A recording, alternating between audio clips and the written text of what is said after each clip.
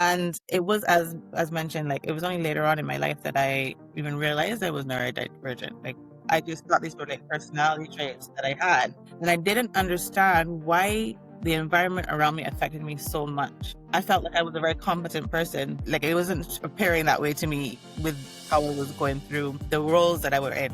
And so when I moved to Sweden and I started working at Klarnas, it was then when I started realizing that how I was feeling prior isn't normal. And that's how I learned that I was having anxiety constantly working in those roles. I didn't understand that until I had started working somewhere where the environment was so much better and a lot healthier.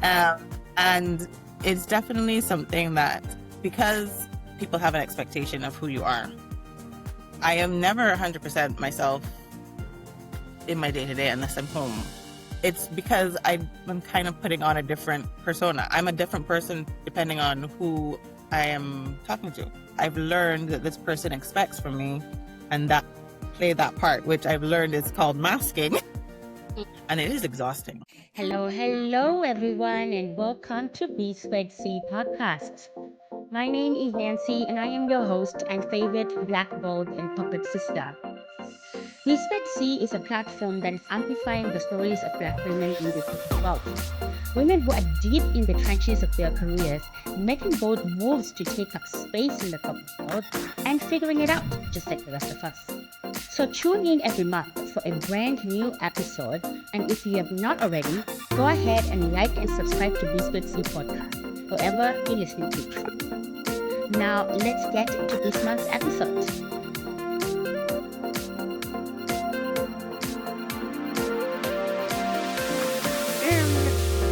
Miss Sadé, hello. Hello, Nancy. My God. We made it. We made it. Honestly, this is like what? Fourth time is a charm, I suppose? I guess so. That's the new third.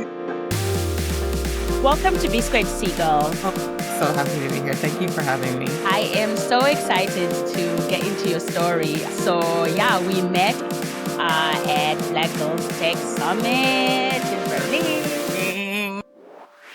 And we happened to sit next to each other. Actually, we saw each other before. Yeah, we linked really quickly, and then we were like, yeah, let's stay with her the whole day. Didn't know that we were going to the same place. And yeah, funny enough, I was very lost. I went to an entirely different, because I looked for Zalando, right? Yeah. And I went to an entirely different building. Oh my goodness. I'm not that great at Google Maps, so I mean, I can understand it. Yeah, but you guys are taking 20 years to pick a sandwich. So that was, I remember that. It's hard. There were so many new things. We were just like, oh my God. Well, welcome to BsquaredC. I think I'm super excited to get into your story. Maybe let's start with Sadé. What was the highlight of your week this past week? Yes, finally starting the project that I have been talking about for a while. But I'm now ordering the things I need to order to set up my daughter's bedroom and her room. So very excited. I love a project. I love to be able to tick something off the list. That's makes me so happy. Oh yeah. Like a project that you're doing yourself. Yes, absolutely. That's another thing. God. I'm very much I want to be in control of this and reap the rewards of succeeding. I hear you.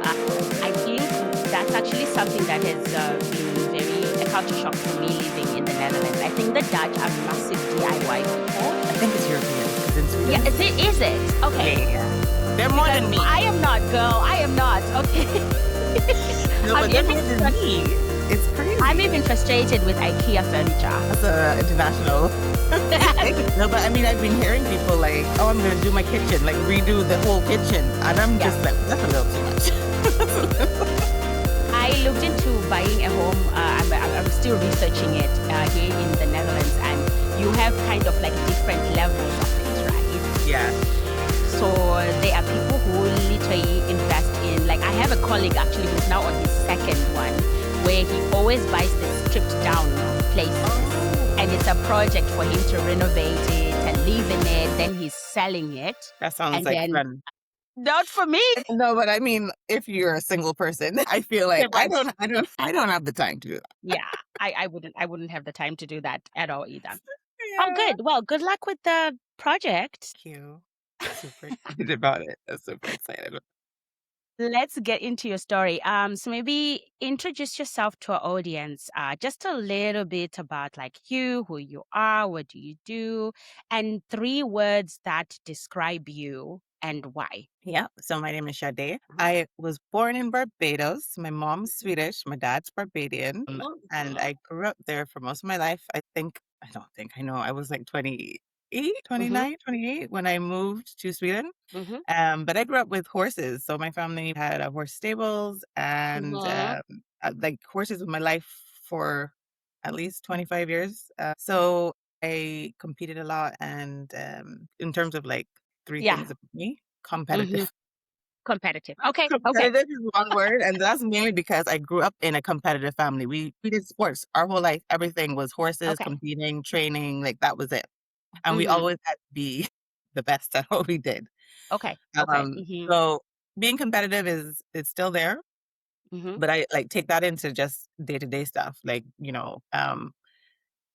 it's kind of inspiring or like motivational for me to Okay. see someone who's better and want to be better than them. And it's Okay. not a Good. matter of like I want to be better than you, but it's more of like being winning Uh-huh. is Uh-huh. you have more knowledge, you have more experience, you know what you're doing. So having that kind of Mm-hmm. confidence in that what I'm doing, I know I'm good at this because I have a lot of knowledge in it. Not Yeah. necessarily "Well, I'm better than you. Ha ha ha ha." Okay. Okay. Yeah. That's a healthy competitive Yeah. perspective, right? Yeah, and I think that that's for me is it's like I want to be right because as in like I want to be correct. I don't want to be Mm-hmm. right. So it's not about Okay. well, Okay. I'm right, you're wrong. I want to be correct, always Yeah. correct. Okay. I hear you. I And hear you on that. Oh, so you're competitive. What else? I had to ask my husband like help me with this. Like what do you think? You know, that's actually really smart. It's like people Yeah. around you, it's so interesting when you ask them what they perceive of you, right? Exactly. And that's Yeah. like Yeah. one of the most common like interview questions is like what will your colleagues how will your colleagues describe you, right? Yes. Yeah. So So how to would your ask my husband husband describe you? exactly. And it was so funny because when he said the words, I'm like, "Oh my God, you're right." Like I totally resonate with this. So he said independent, which was hilarious. We were talking about the DIY and me like Yep. having the project and being in charge of this.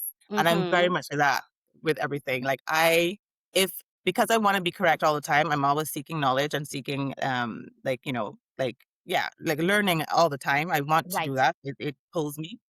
So I won't ever own anything that I'm not confident I know a lot about. Okay. Okay. And I Okay. want to be able to be put in a position or put myself in a position where I can be Mm-hmm. doing this by myself. Like I know what I'm doing. So I'm very Okay. independent and I take charge in those things that I am very confident in because I've done the work. Like I Yeah. know what I'm doing. Yeah. Yeah. Yeah. Yeah. Yeah. Yeah. And then the other one was passionate, as you might tell. Yes, I love it. I Right? think when we met, we like matched each other's energy, like Yes. And immediate. I think part of that is also to do with being neurodivergent and having to mask all the time to fit into this kind of expectation, social Mm. expectation. Mhm. Because when I'm completely free to just show emotion, express myself the way I am, it's a lot. It's big. I'm very big energy. So anytime I'm Okay. comfortable in a space I'm comfortable or with people I'm comfortable with, I will come across as this very big energy, high, like, Mhm. person. And then in other spaces, I'm just Yeah. very like serious and like not really allowing Interesting. myself to feel. So I Yeah. am very passionate, yeah, especially in things that I have big interest in and with Mhm. people that I feel with. You feel comfortable with and everything there. That's good. Okay, so Yeah. you've already said a bunch of interesting things that we will touch on as we continue this conversation. We'll definitely talk about navigating life as a career and life as neurodivergent. Thank you for sharing Yeah. already upfront about that. Love the independent and competitiveness. I'm like, okay, good. Yeah, I gotta know what I'm doing. Yeah, yeah, yeah, and I'm sure that will show up as well in the rest of your story as a whole. But yeah, I love them. Competitive, independent, and passionate. Let's go. Let's move Yes. through life with Yes. energy.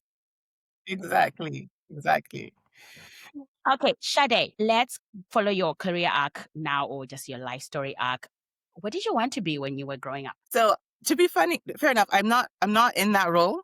but I Okay. would still do it. Like, I still would, like, if I get the opportunity, I'm still going to do Yeah. this. I Mm-hmm. wanna be an actress. Like, Ah, growing up, I would, like, act out roles by myself because I didn't have, okay. like, my mom and my dad had me, but then they separated. So I didn't Okay. have a sibling growing up in my own home. So I played a lot by Mm-hmm. myself, and I would go out into the woods Oh. because we lived, like, on a farm and, like, had, like, forests and stuff, and I Yeah. would go and just, like, do, perform scenes and, like, yeah, think of all these different actors or, like, characters and just do that. And that is still something that I would so do. Yeah. And I think I thought about, like, the why, like, what is it that makes me feel like this is something I really wanna do still, like, Yeah. 30 plus years later? I feel like every topic we're gonna speak about is gonna tie in with this neurodivergent thing, Okay. but because you're given a character, this is Mm-hmm. who that person is. Mm-hmm. Don't have to worry about what people think. You can just Yeah. be that character, and it's Yeah. like, you can put all of it into that character and feel kind of free because there is no judgment about, "You shouldn't behave this way," but that's the Yeah. character. Like, I can Yeah. behave, however this character. No judgment, right? Yes. Yeah. Yeah. Yeah. Yeah. Yeah. So even though it's very structured in that this is who this person is, this, certain traits this person has, et Mm-hmm. cetera, it's still very freeing because it's not me. You know Yeah. what I mean? I can just be this person. So Yeah. I think that's one of the things that I can still see myself being. Like, I am, if I get a chance, you're gonna see me on the big. Yes. Are they casting somewhere in Sweden? Because we need to new Swedish Exactly. drama. Okay. You need it. I love it. I'm here for Yeah. it. Yeah. So you were already kind of like, I think when you were younger, you were kind of nodding, like you were you wanted to break out of societal like norms, right? Yeah. And out of like this very structured way of doing life and stuff like that. Tell me about the horses. Oh my goodness. Horses are fun and they're easy. Yeah. I've always explained to people whenever, because I used to also teach Uh-huh. people to ride horses. They're the easiest thing. They make sense. Their behaviors make sense. There is no, like, we have lots of different cultural norms and, like, all that. You don't have to navigate all these differences. It's very logical. Their behavior is Yeah. very logical, and it's like almost like a science. Okay. It Okay. is so easy. So, like, I grew up with the horses. This is my grandmother who started with the horses. She moved to Mm-hmm. Barbados with two horses, Mm-hmm. and Mm-hmm. since then she would acquire, like, X-race horses and breed and whatnot, and we ended up with, like, 30 plus horses at one point, right? Wow. Yeah. And she was a licensed judge in Sweden, Mm-hmm. so she Mm-hmm. also supported or contributed quite a lot to the Barbadian Equestrian Association in the beginning when it was just starting out. She was Mm-hmm. someone with a lot of knowledge and had qualifications that weren't, accessible the same way in Barbados at the time. Right. Mm-hmm. So Mm-hmm. she was like the mother of equestrian in Barbados for a lot Yeah. of people, not just our family, of course, but for a lot of people. And she built this kind of like empire, I would say. And Okay. all of her children were competing or teaching, and we had this family business that we all contributed to. Mm-hmm. It was basically, yeah, I competed, I taught people, and that was like my life for, like, such a A long time. while. Yeah. Mm-hmm. Mm-hmm. Mm-hmm. I love Um, it. Yeah, and moving here to Sweden, I was like, "Okay, well, first of all, I don't have horses anymore." No, no But, access to that. even if I wanted to ride, which I have been able to ride a few times, it's a lot more expensive to do so, Okay. of course. Mhm, You don't mhm, have horses mhm. of your own, and even if you had a horse, it's still expensive to keep it somewhere, you know? Yeah, But so it's definitely something that I've lost moving to Sweden, but yeah, yeah, but it still. was such a huge part of your life before. Yes, absolutely. And I'm also seeing so the where what you how you described yourself also may also have had its roots, right? So competitiveness, if you were doing horses for Yes. so long, competing with them, Right. but also the independence, watching your grandmother build an empire, Yeah. right? She is still, like, we still consider her, like, the backbone of our family. Wow. She's done every talk about independent. I think it's a family thing. She It's a did family everything thing. herself. My grandfather was a musician, and so Yeah. he was, like, away a lot, to say the Mhm, least. So mhm, she was mhm. the one that really kept everything together. Is it? That's Yes. amazing. I love it. I love that you grew up with such a matriarchal Yeah. family that showed you examples of like a woman just getting after Yeah. what she wants in life, you Absolutely. know. Absolutely. as a whole. Okay, so wow. So actress, you wanted to be an actress. We already started talking about some of the things you did through it, but can you take us through the journey of like your early life? How were you then starting to find your place in things around you and in Korea and everything? Yeah. Well, so as I mentioned, of course, I was mainly with the horses, like working with the horses. Mm-hmm. I started to take so when my grandmothers retired, the sisters decided that they were going to separate the business into their own. They had their own riding stables. Mm-hmm. And so then I started to work a lot more with my mom's stables in a more like a managerial role, and had a lot of ideas for like how we Okay. can improve the business and how we can market like the services that we provide and training people and etc. Mm-hmm. So Mm-hmm. I think that was my first experience in that, taking control of in terms of in a business setting. Okay. um and I think like a lot of family businesses, you kind of you butt heads with your Yeah. family and yeah. So that happened eventually, or like I mean, it was happening. It would have obviously happened all the time, but like I think at one point I was just like, you know what, I'm gonna work somewhere else. I'm Mm-hmm. out of this and just experience and not, like have another experience of working. Mm-hmm. Mm-hmm. And I started working in hospitality, so would work in like front desk at a hotel. Mm-hmm. And then I also did like reservationist. So I was like handling a lot of the reservations and stuff for restaurants. Okay. And that's what I did, like three jobs at one point, like at the same Okay. time. Okay. I was teaching writing, I was working at the restaurant full time, and then I would do part time at this hotel. But it gave me Mm-hmm. I think a good understanding of the different environments Mm-hmm. within the roles and what I did not like. So That's I good. That's learned also very good to learn, right? yes. And I learned that just before I decided to move to Sweden. Like in terms of I learned what was not working for me. Like what this is Okay. not good for me. This is not healthy for me. Okay. Okay. And it was as mentioned, like it was only later on in my life that I even realized I was neurodivergent. Like Okay. I just thought these were like personality traits that I had. Uh, and I didn't understand why the environment around me affected me so much. I felt like I Interesting. was a very competent person. It wasn't appearing that way to me with Yeah. like how I was going through the roles that I were in. Yeah. So if you could share like one way in which the environment was not working for you, what was that like? It's very authoritarian, yes. Mm-hmm. And very so and I think this is something that's not just, of course, it's not just Barbados, but it was very intense. So, Okay. you're given responsibilities, but Mm-hmm. not kind of room to grow in them. And Mm-hmm. so, like, if you made any kind of mistakes, it would be a huge, like, very, I don't Yeah. want to say aggressive, Yeah. but, like the way people spoke to you was like you were a child. Mm-hmm. Not to say that you should speak to children like this, but it was in a way that they felt that they were bigger than you and making Right. you small. And so when I moved to Sweden and I started working at Klarna, Mm-hmm. it was then when I started realizing that how I was feeling prior isn't normal. Like that I shouldn't have, Uh-huh. and that's how I learned that I was having anxiety constantly working in those roles in Mm-hmm. Barbados. I didn't know that. I didn't understand that until I had started working somewhere where the environment was so much better and a lot healthier, Yeah. that when I did get anxiety, it kind of clocked, wait a minute, this is a feeling that I used to have all the time. And I Yeah. didn't Yeah. realize it was not normal. I don't know It how was to not. else say it. Like, My God, crazy how that yeah, works, right? Okay, before we then get into, you moving to Sweden, I just wanna kind of go through a bit of lessons that you were learning along the way here, right? So okay, I'm in the family business, right? And then you're breaking out of that. I think a lot of people, yeah, family businesses, it's also that you are related, right? Like mixing family with that, it's a can be lot intense harder as than it well. seems. Intense. It's intense. Yeah. So breaking out of that, very brave of you, by the way, to step outside of that comfort Oh, thank you. zone. Right. And then you have this period where you're doing like multiple jobs and you are figuring out what your place is, Yeah. as a whole. Also, something that is a necessary step for a lot of people, right? Yeah. To touch a lot of things. You need it maybe for your survival, sustenance at that time, but Yes. also you were learning what you like and what you don't like Yeah. Yeah. as a whole.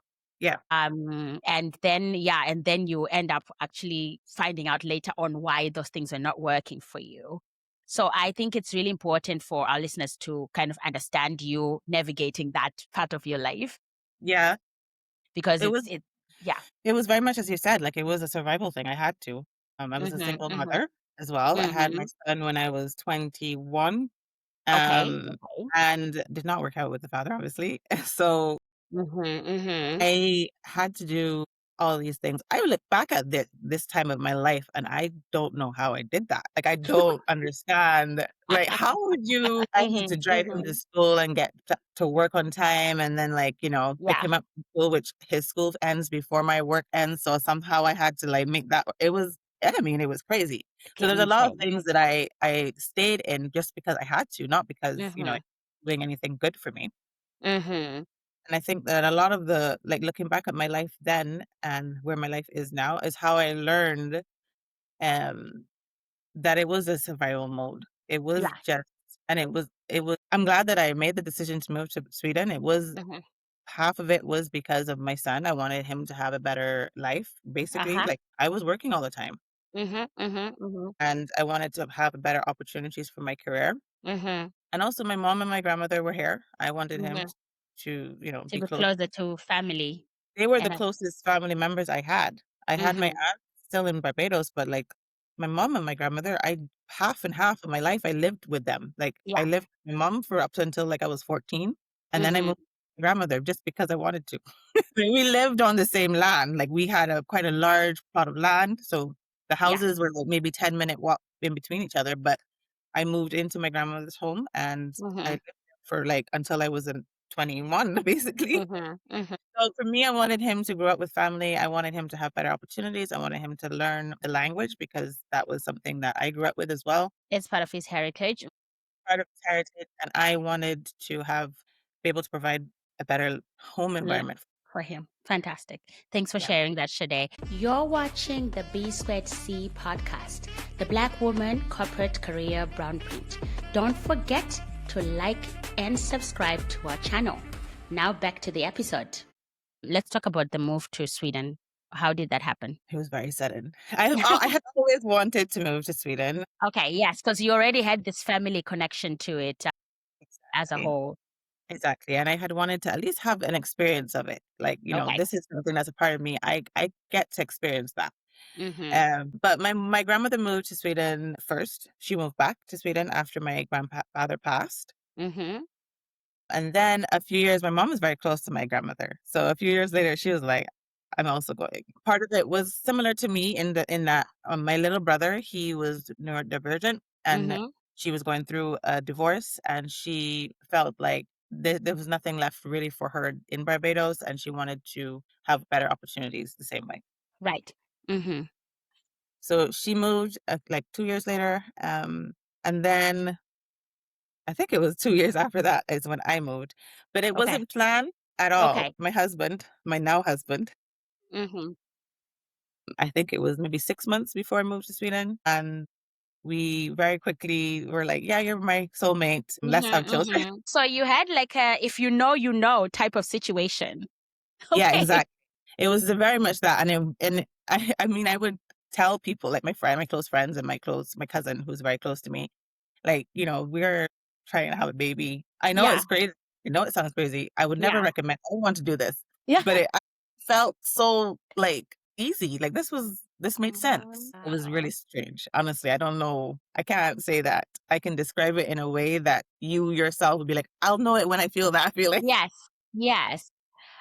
Listen, for all the love stories I have known, and also how I've navigated my own love stories, there's no formula. No, Okay, there isn't. And there I there mean, I is no could have been making a formula. huge mistake. Who knows? Yeah, Like, I could have been just so swooned, yeah, yeah. you know? And sometimes you bet on something and it doesn't work, and that's okay. But because it's I think that area of my life, I know that I have gone through a phase of wanting so much control over it, right? and then Mhm. having to learn to let it go. Because I'm like, girl, like it's not gonna just happen how you want it. Of course, you can show up as yourself with your value and be clear about what you want, honesty and Yes, stuff like that. But also there's another whole human involved in it. exactly. Right. And that was exactly it. Like I was very upfront with what I had just gone through a year of like self-discovery in terms of Mm-hmm. like what I wanted in a partner. Mm-hmm. Mm-hmm. And Mm-hmm. I met my husband not with any intention to like start a relationship with someone, Okay. Mm-hmm. Mm-hmm. which I think helped in a way because it kind of removed the expectations that I would set on someone else in Mm-hmm. but very quickly so it was easy for me to say things like what I wanted in a relationship because Okay. in my head it was like not necessarily you. Mm-hmm. Mm-hmm. Mm-hmm. You know, I'm not putting that pressure on you. I'm just saying. But he was smitten, you know, heck, Yeah. what do I say? I mean, it's you, Sadé. Come on. And he just kept showing that and showing up and like the things that he did, like looking back at the things that he did and Yeah. how he stepped in with my son as well, very early Mm-hmm. on. Like he had to step into this relationship as a parent as well, Okay. because Mm-hmm. that's what I expected from someone that I wanted Right. to That you were going to be dating. spend my life Mm-hmm. with. Mm-hmm. So we very quickly decided, oh, let's have a baby. And I Okay. mean, like 3 months into our relationship, we were like, yeah, Right. let's go for it. And then I have really horrible morning sickness. Mm-hmm. So I couldn't work. I had to actually resign from my job at the restaurant, Okay. um, because we don't really have the system in place for mothers to be. Systems that don't work for us. Yep. Yeah. Yep. So it wasn't an option of like just being sick. I had to Yeah. resign. And I Yeah. was in constant communication with my mom at this time. She was just like, okay, well, if I buy you a ticket to Sweden, do you want to move here? And I was like, yes. Yeah. Like, me, I didn't know that was an option. Uh-huh. Okay. At that time, I Mm-hmm. didn't think about it, right? I was like, that's an option, Mm-hmm. great. Mm-hmm. Literally 2 weeks later, I was in Sweden. That's okay. That's great. I love Yeah. that you had that support system around you. Yes. Can you talk a little bit about, you said you went through a self discovery of what you wanted in a partner. What are maybe like 3 things that you wanted then and how your husband is still showing up for you now? Yeah. It's interesting because what I mainly learned was what I didn't want in a partner. Hey, what you Uh, didn't want. what I didn't want, I was like, this is not gonna work. And the more, to be honest, the more I stayed in that relationship with my husband, I'm still in obviously in a relationship. The more I learned what it is that he gave me. And as I Ah. mentioned before, very passionate person, also Mhm. neurodivergent. Didn't know that when I met him either. But the way he has grown with with the punches, you know what I mean? Like Mhm. who he met isn't who I am now. Okay. And he just allowed me to be so authentically me. He's Mhm. allowed he I want to say he's allowed me to be black, but that might sound weird because he's a white man. But like Mhm. he has been always keeping that space for me Right. and wanting to learn, understanding how he can help me in like navigate the world as a black woman, Mhm. Mhm. knowing that our children are going to be mixed. They're going to be perceived as not white, whether Right. they're Mhm. one of our daughters, clearly she's black. The other one is Mhm. quite white. So, Yeah. she's still, you look at her, you put her next to a white kid, she's not going to look like a white kid, right? Mhm. Mhm. Learning parent of these kind of children and being a partner to someone who is black. I didn't know that at the time that that's what he was doing when we first met, but he would listen to me. My God, I remember being so Ah. frustrated when I would express like I would complain about things to him and express the challenges that I had, and he wouldn't say anything. And I used to think, Yeah. why are you not saying anything? But Yeah. he was just listening to me. Like, and He I was was like, what? listening. He was less letting me say Ah. what is he gonna say? What is it Yeah. like, what input does he have? He He has no does not experience. have the lived experience that you No, have, but he can make no, space for you. He was making space for you. he was. That is And so it beautiful. a moment for me to realize that he was listening to like, that's what he was doing. Mhm. And I mean, he grew up very like, he's from England, very white Mhm.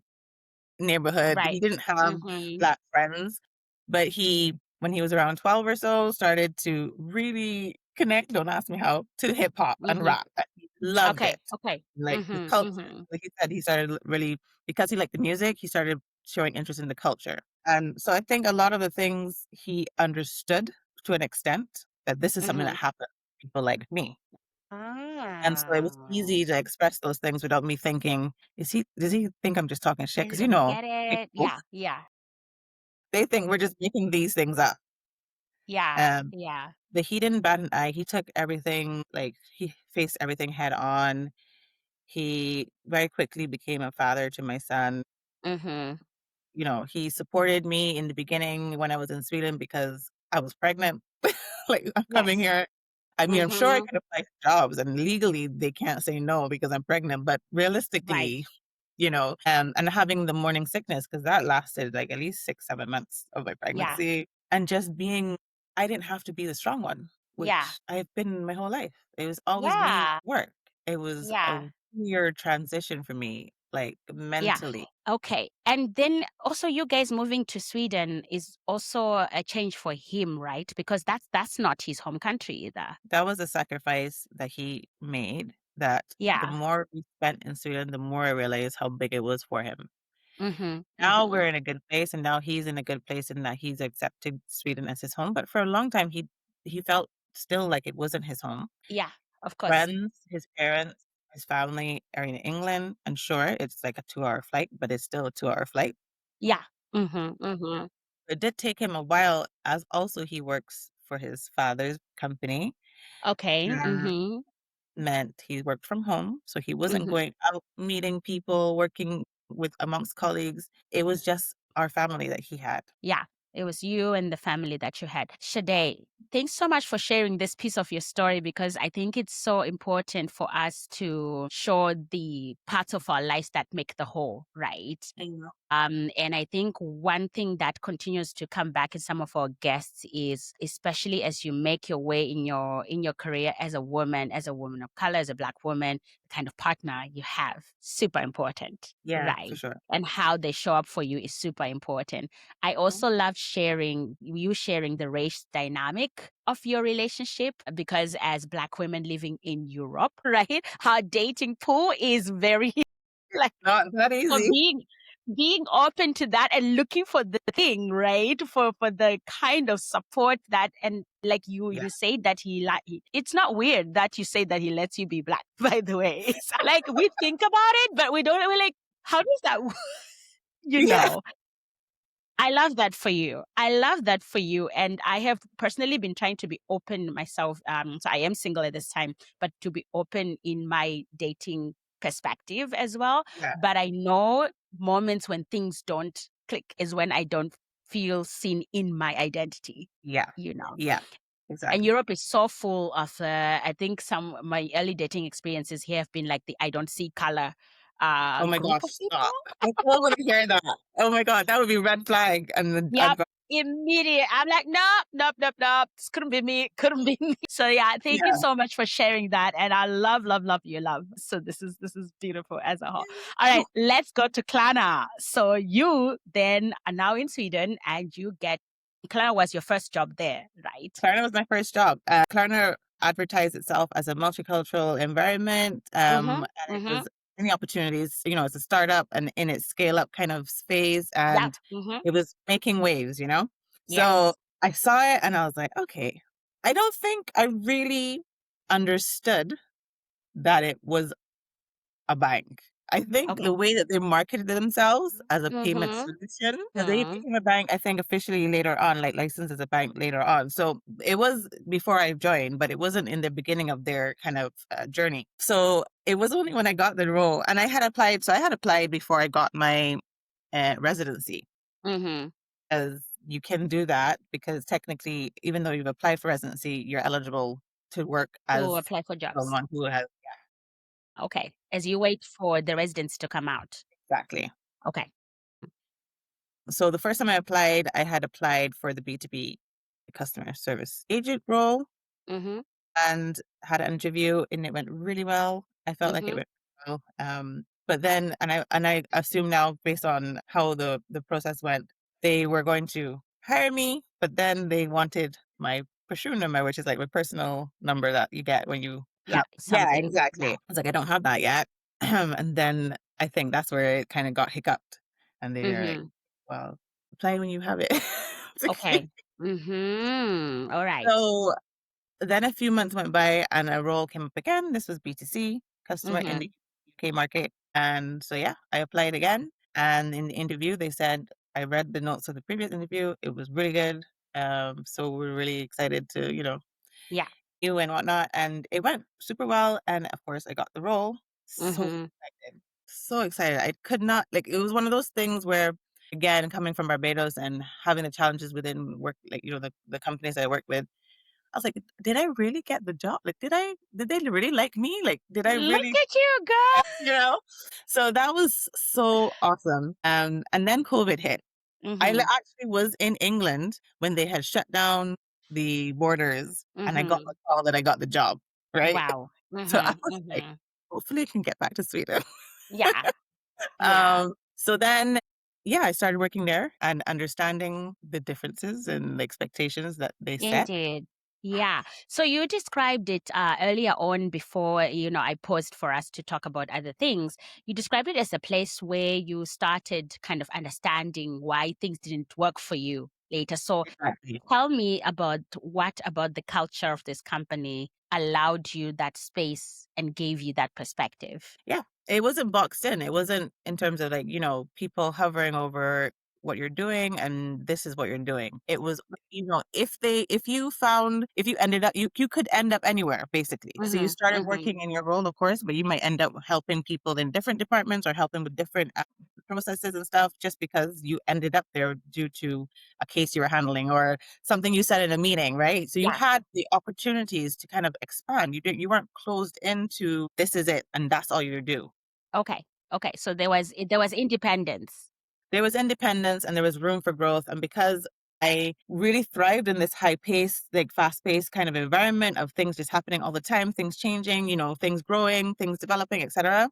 I was just like, yeah, let's go. And I was just going for every opportunity that I was presented with or that I ended up Yes. in. Mhm. Mhm.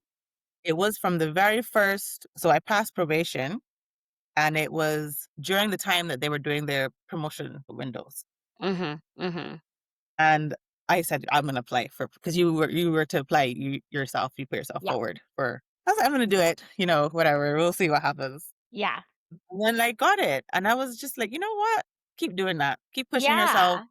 keep putting yourself in uncomfortable spaces because it is uncomfortable only because you don't know. But you're gonna know, and then Yeah. you move on, go into the next uncomfortable space, and then Yeah. and so that was kind of my mindset. Somehow I ended up being a mentor. I don't know how that happened, but I guess Mhm. again because I was always pushing myself to learn and to know things, people started looking to me for support, Right. and that ended up pushing me into the manager role in the end. Okay. And I managed to do that like after like about a year or so in the customer support role. Mhm. Company was expanding quite rapidly, and the Mhm. customer team that I joined with 11, 12 people turned into 70 something. Okay. So So it's we it's it's getting into its scale-up phase. exactly. So they decided to break down the teams, and I became a team lead for the data protection. Okay. Is that where you are still right now? No, Okay. I moved on. So I was a team lead in data protection. Then I had my third child. I was like, which Mhm. one? No. Mhm. And then I went back to work at Klarna, and I ended up being because I moved the data protection team to Spain. I was Mhm. now lead for the credit disputes team. Mhm.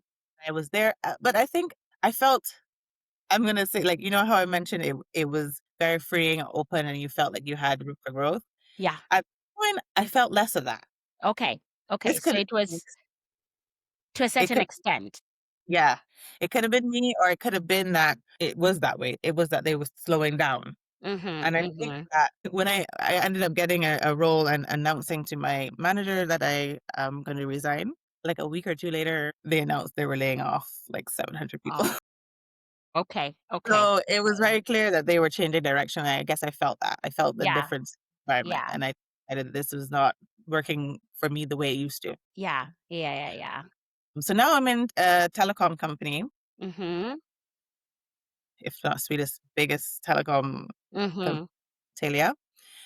So I'm very lucky to be part of two huge tech companies. Mhm. And now we work with smart public transport and smart buildings. So Okay. IoT. Okay, let's pause here for a second. In part of your story with the Klarna, so love that you got a place to grow and have opportunities to expand your learning and everything.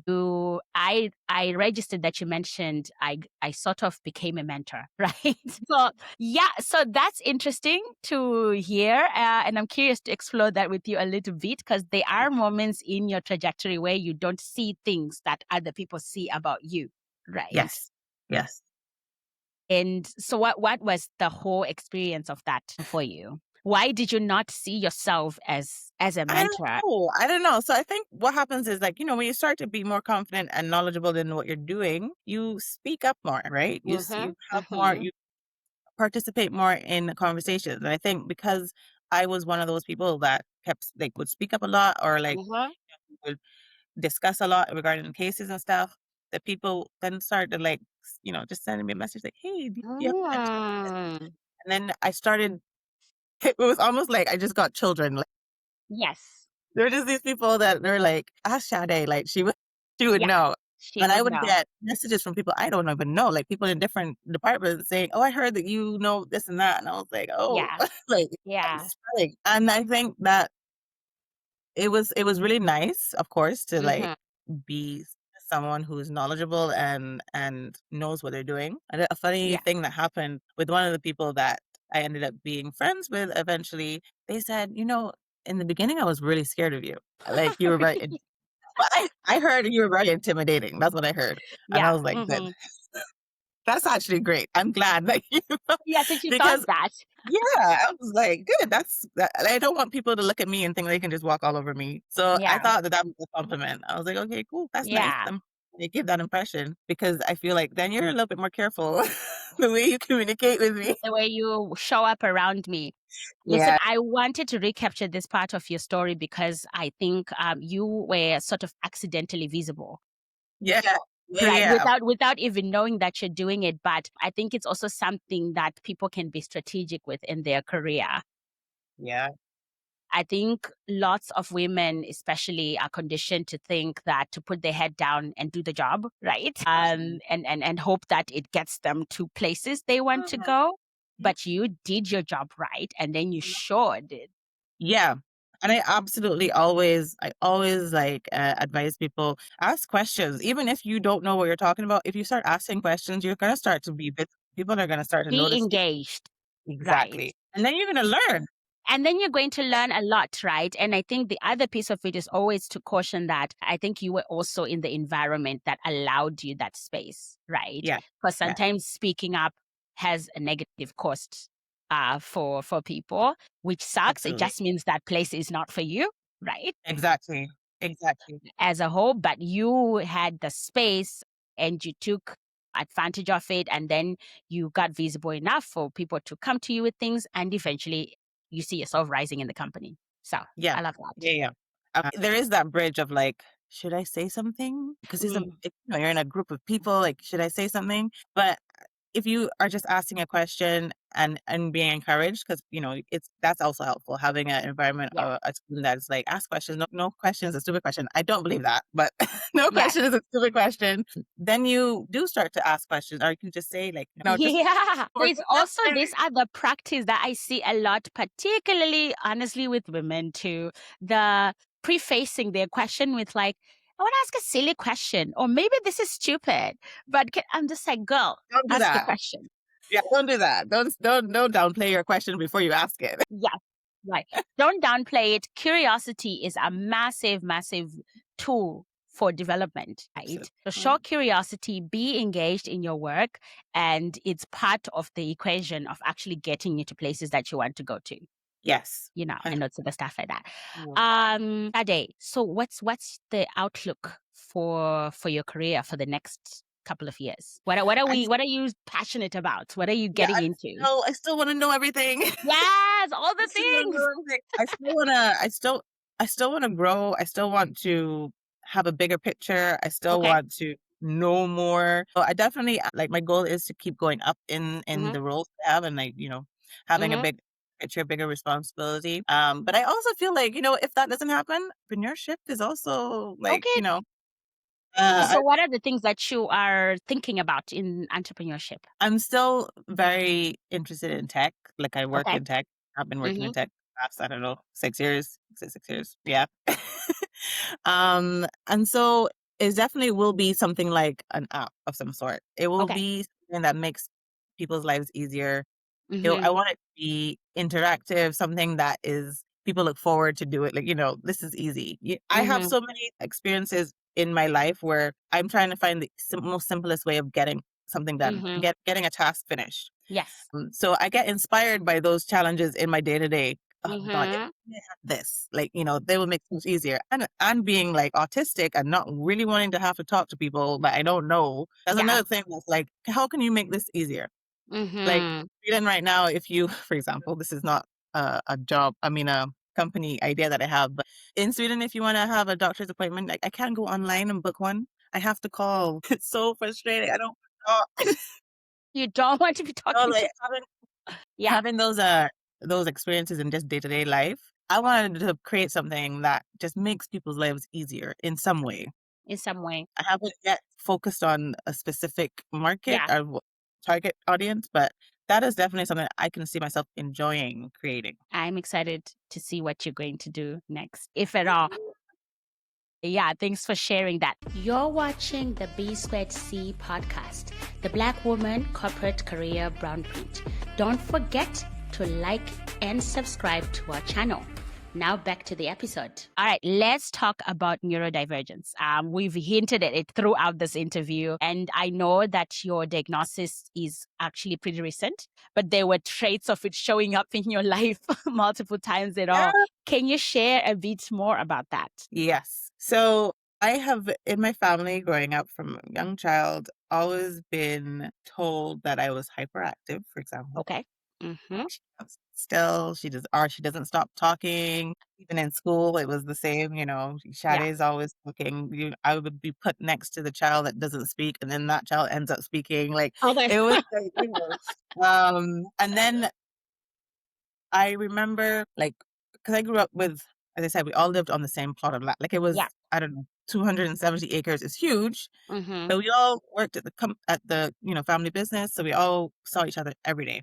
And I grew up Mm-hmm. with cousins, and like was very also labeled as aggressive Mm.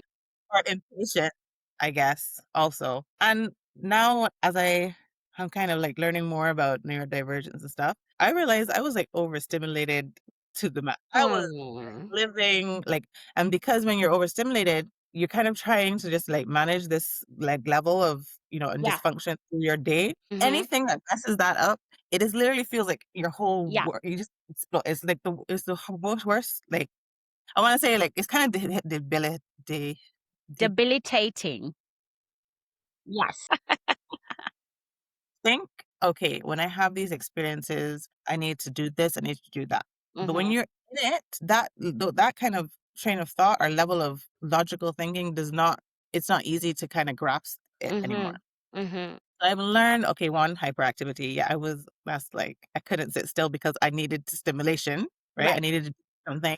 And then like the aggressive, like just snapping at people because I was overstimulated at that point. That, like, Right. doing these Mm-hmm. different, and then also being told I was very shy.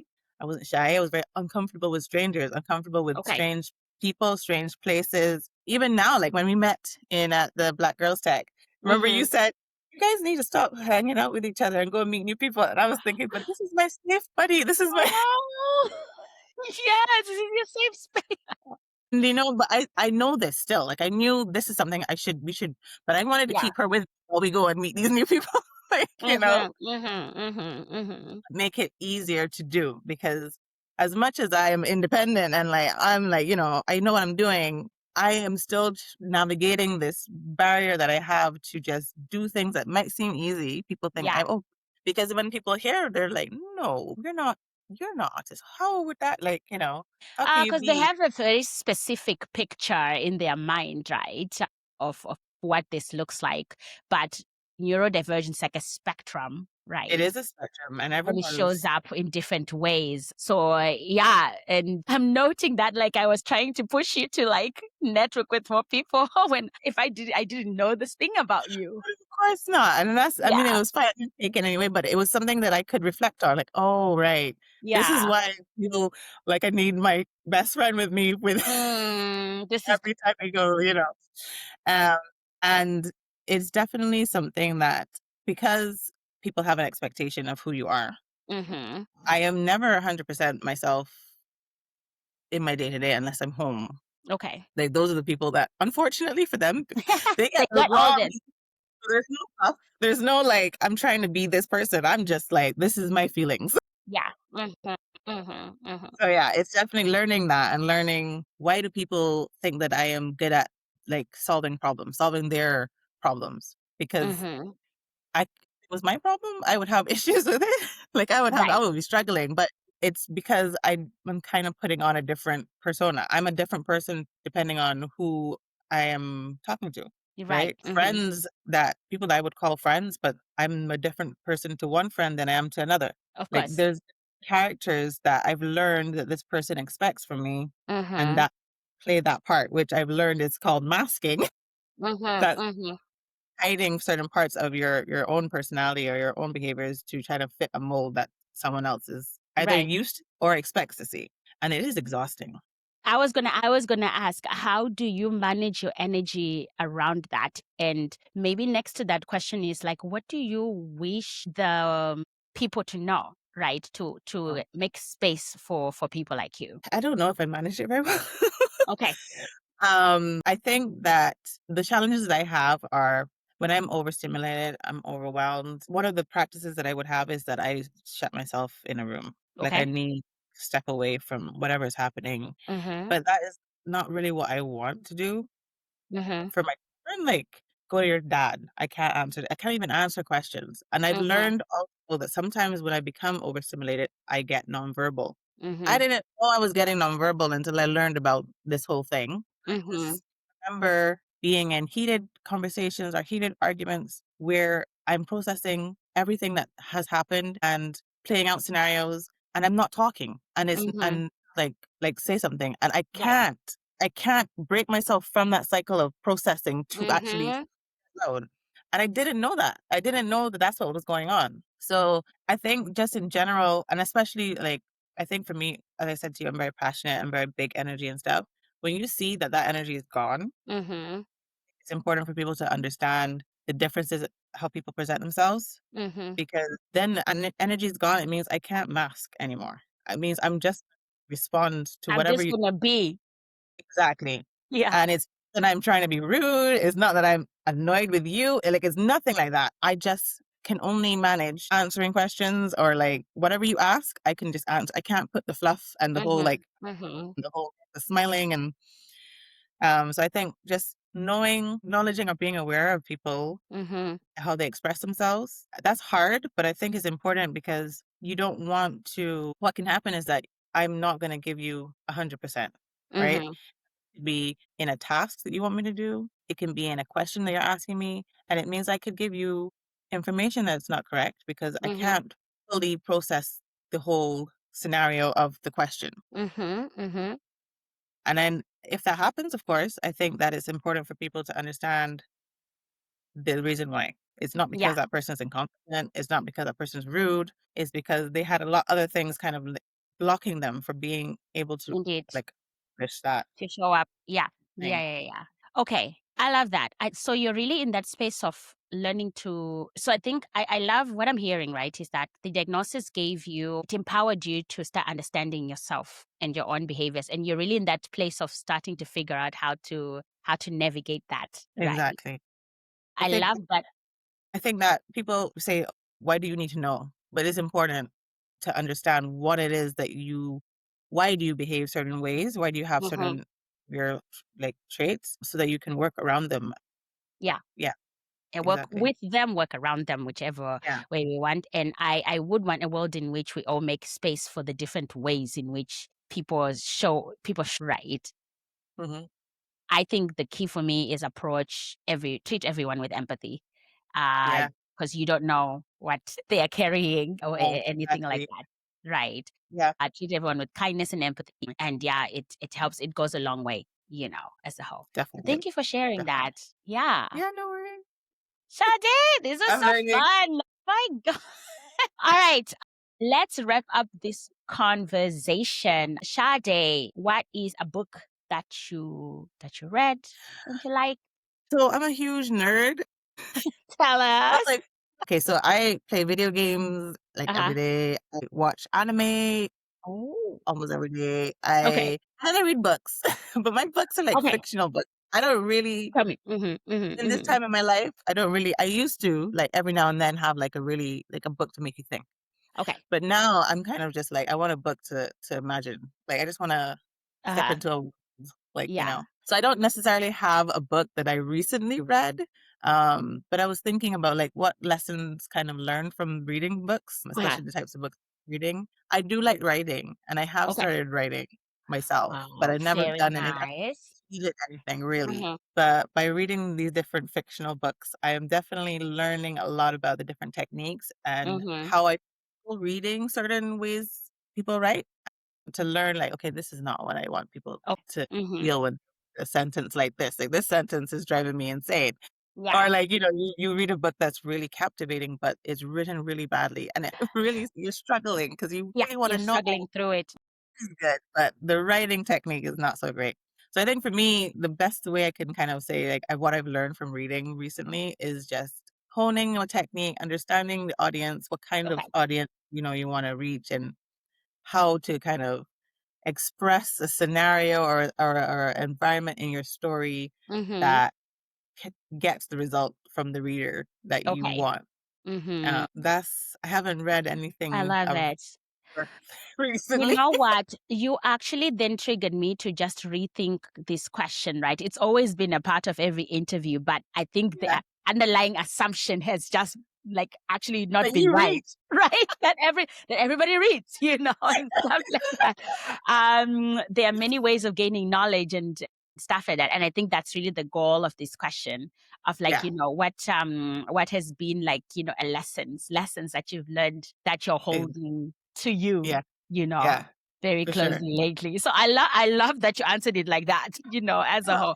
Okay, what about a Black woman who inspires you and why? This is not Or a cliche. Is it? To woman? Let's go with. Tell me. I'm curious to hear from Sade. Shade's experiences. be honest, this is my mother. My Okay. mother has, and I mean, she's not perfect. I mean, Mm-hmm. Nobody is. Mm-hmm. but I remember growing up in between 7 and maybe my early 20s, Mm-hmm. where so in my family, it was my mom, my 3 aunts, and Uh-huh. my grandma. Mm-hmm. My mom was always the person that people went to when they needed help with something. Mm-hmm. Mm-hmm. I remember we had moved from one place to another when I was like 6 years old. And Mm-hmm. the thing, I remember my mom going through like organizing the finances for the company and doing all this stuff. My mom would have been 27. Mm-hmm. Back then, I was like, she's an old girl. Like she has her under control. When you're young, you just see these people like they're old. She I've been 27 now, and I'm like, "How does she do this? Like, how Yeah. does she move a company from one place to the other, make sure the finance? Because it was all paper back then. We didn't ha like, Mm-hmm. computers were not No, that's not where no. computer was Mm-hmm. It's first, not right? digital. And, like, organize the move with the horses and, like, all this stuff. She was the one helping, like, doing the most of that in terms of, like, the logistics of it, right? Mm-hmm. I thought it was incredible. But that's, like so I remember every from 27, every age I became after that, I would compare it to what my mom was doing when she was Which that was, age to yep. kind of like, first of all, understand perspective of like what she was going through. And also like, okay, but you can do this. You can do this. Mm-hmm. It's okay. You can do this. She was doing it. You could do that. Like, obviously that's not the same for everyone, but it was what helped me kind of push myself to Mm-hmm. do stuff that I felt uncomfortable with, which is a lot. Mm-hmm. Yeah. A lot of things I feel uncomfortable with. She's the person that calls up and like, finds the loophole in the law or like something like that. Mm-hmm. And like, Mm-hmm. and I remember I had done something similar for a colleague in that they had a work visa, and it was expired and they had to go back to Japan Mm-hmm. while it was going to be renewed and she would lose her job. And so I looked into because I had a similar experience when I told you, remember I didn't have my personal Mm-hmm. number. So I looked into it a little bit more, and because she was living with a Swedish, her partner was Swedish, and Mhm. it's considered someone like your partner in Sweden. It's like a official title called sambo, which means Mhm. basically someone you're living with. That she had the right to stay while still keeping her job, and I was Yeah, able to like find the article and I copy pasted that and I sent the email to HR and she got her job. She kept her job, I love and I it. felt so good because I was like, this is what my mother This did. is what She my did mother. So you basically you can wear a wristband. So like, well, what would mom do? Right. yeah, yeah, That's in your motto exactly. through life. What would mom do? Because And she if was I saw, already. Yeah. if I lock, walk into a wall, then I call her. Then I like Yeah. call her and be like, Mom. Okay. Okay. Yeah, but she lent you that courage as well, right? Yeah, As I've seen your whole story unfold as a yeah, sure. love it, love it. Sade, what would then be three lessons or three pieces of wisdom you want to leave other Black women out there? It's gonna be hard, but Mhm. it's important to find community. We learned that a lot in that tech summit. We learned Yes. how important Community is your currency. Mm-hmm. it is, and it's crazy because you don't know how much you need it until you are put in that place where you're like, "Wow, Mm-hmm. this is insane." And this can present itself in many different ways, of course. Yeah. You can find someone that you work with who you have such similar experiences, lived experiences, that that person is your safe space. Okay. It could be, your neighbor, it could be friends.